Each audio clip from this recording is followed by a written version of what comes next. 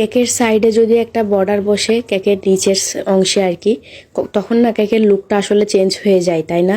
আমার কাছে মনে হয় কি কেকের সাইডে বর্ডার দিলে কেকটা দেখতেও একটু আকর্ষণীয় লাগে। তবে সব কেকের ক্ষেত্রে আসলে দেওয়া যায় না, কিছু কিছু কেক আছে যেগুলো আসলে মানে বর্ডার দিলেও আসলে কেকের লুকটা নষ্ট হয়ে যায়। তবে কিছু কিছু কেকের ক্ষেত্রে বর্ডার দিলে খুবই সুন্দর লাগে, আই সুদিং লাগে দেখতে। আমার এই গায়ে হলুদের কেকটা ছিল পুরোটাই রেফারেন্স পিকচার অনুযায়ী, এবং রেফারেন্স পিকচার অনুযায়ী আমি নিচে রেড কালার একটি বর্ডার করে নিচ্ছিলাম স্টার নজলের সাহায্যে, একটু লম্বা লম্বা করেই করে নিচ্ছিলাম রেফারেন্সে যেমনটা ছিল আর কি।